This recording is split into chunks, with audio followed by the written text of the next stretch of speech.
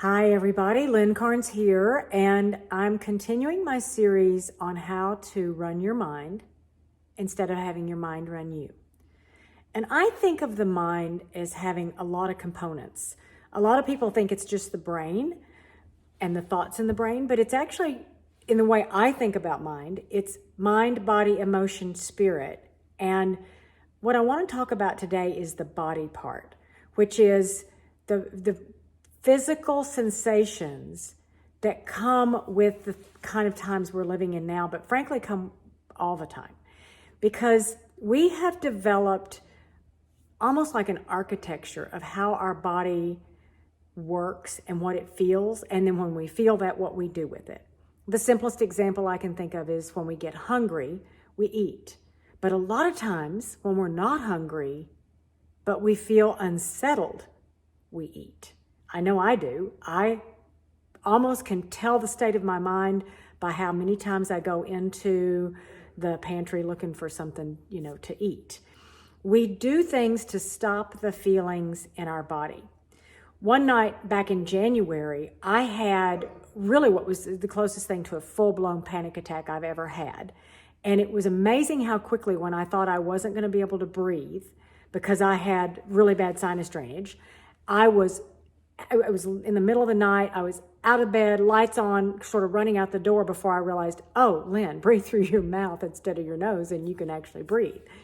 And then I could settle down and figure out how to deal with the sinus drainage that had me literally panicked. And yet the physical feelings that were running through my body, I had to still deal with. So once I realized what was going on, rather than feeding the panic, which was very real to me, it was as real as this camera I'm talking into right now, what I did instead was just basically tell my mind, my thoughts, that I was okay. And it dissipated almost immediately once I actually sort of worked on calming that survival part of my brain down. So during times like this, I know I am experiencing feelings, physical sensations that seem like something really bad is going on. The key to changing that is to start, first of all, by acknowledging that you're feeling it. Actually feel it. Most of the time it will pass right on through, but also you can tell a different story about what the feeling means. So think about that.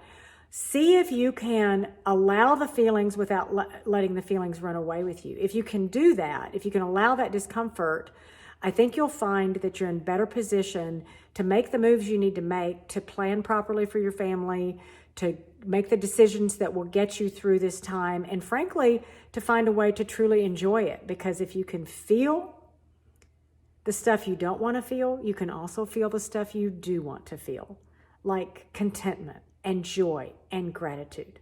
Let me know how it goes.